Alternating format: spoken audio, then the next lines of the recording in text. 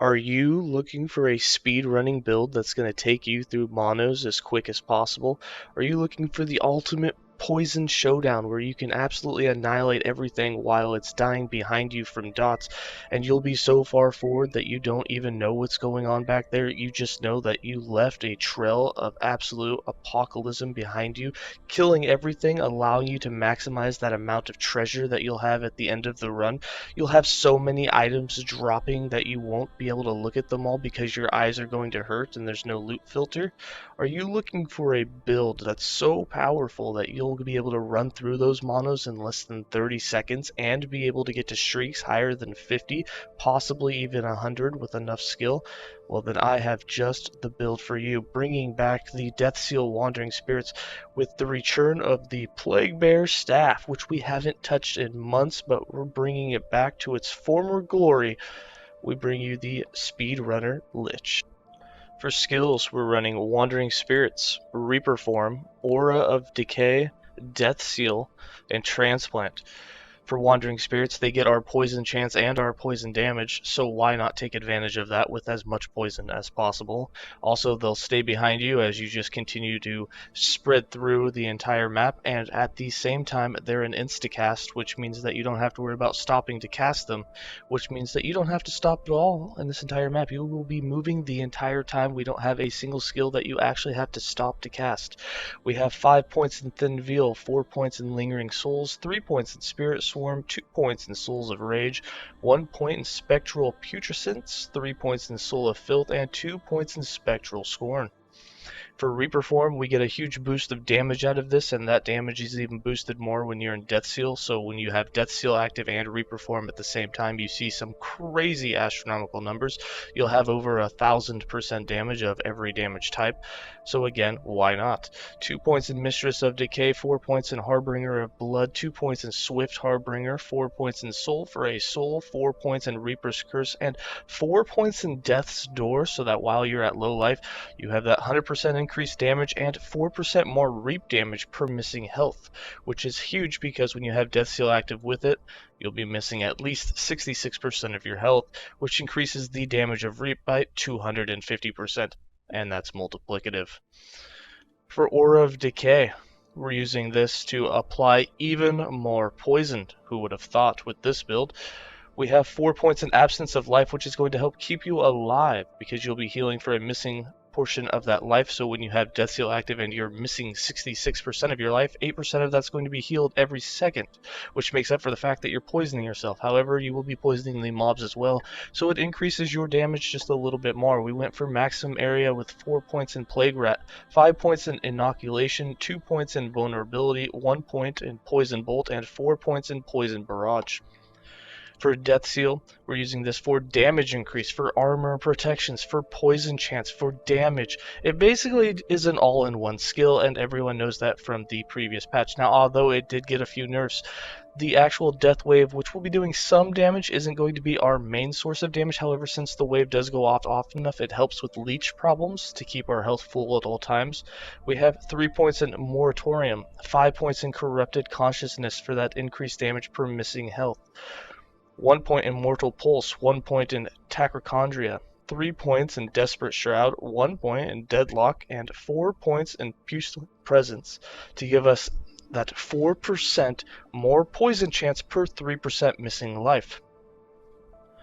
For Transplant, we are using this to apply all of those poisons, all of that damage that we have, bleeds, everything. We're using Transplant for that purpose, and we're doing that by doing a bunch of detonations, and we also get to fear the enemies wherever we go and wherever we take off from, which helps keep them away from us, and by the time the fear runs off, we've already transplanted and reaped our way forward in the map, closer to the end game goal of beating the quest. We have 4 points in Scarlet Rain, 1 point in Ethereal Body, 1 point in Squeamish, 1 point in Thanatophobia. I don't know if I nailed that one. 2 points in Black Mirror, 1 point in Arena of Blood, 3 points in Depravity, 1 point in Acolyte's Fervor, 3 points in Sadism, 3 points in Pale Blood. Once again, all of these skills, none of them are going to be ones that stop you. So you transplant, you reap, Aura of Decay is always active, Death Seal just activates but doesn't stop you to activate it, and Wandering Spirits is an instacast. So all you're going to do is while you're in Reaper form, keep reaping and reaping and reaping and transplant every time it comes off cooldown. Transplant, so you're constantly using 2 movement skills and you're just progressing through the map as fast as possible.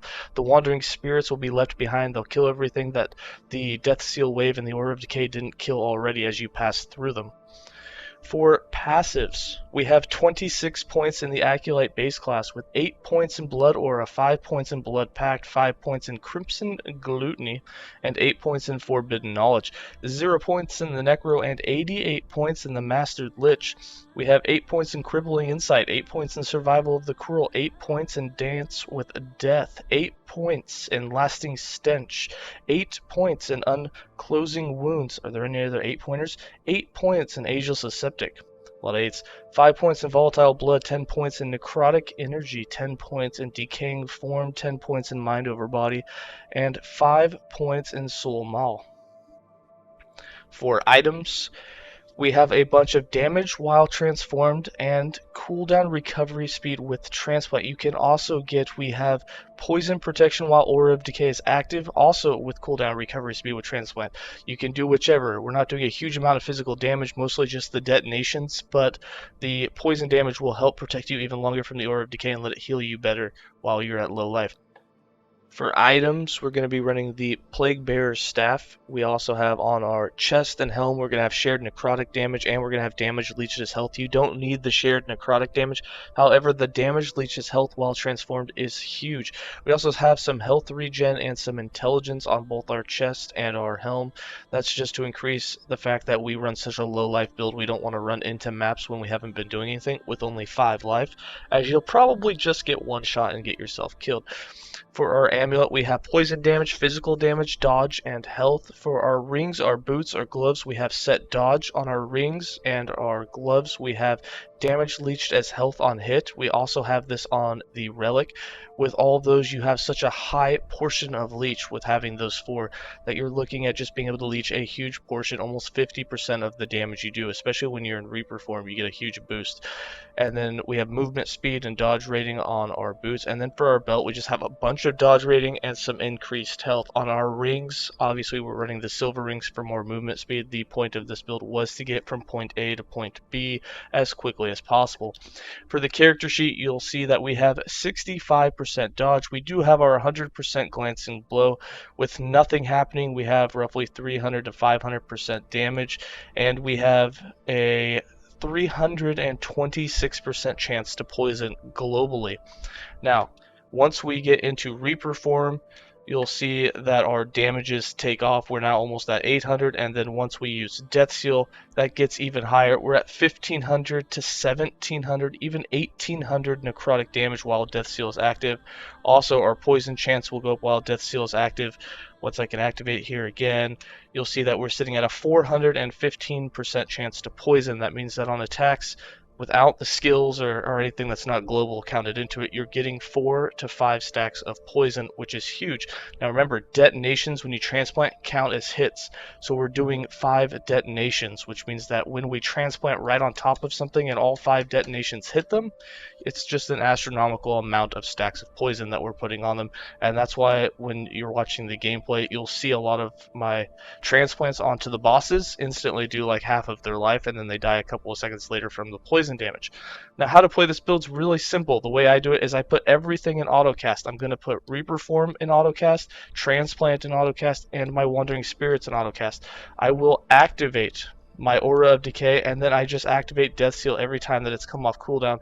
And as you can see, you're just going to reap, you're going to do lots of poison damage, your Wandering Spirits are going to go everywhere, and you can see that Aura of Decay is actually healing us for a little point.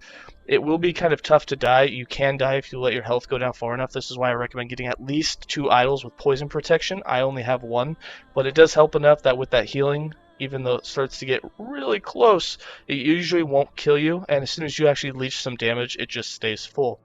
Alright, let's go ahead and get into some gameplay.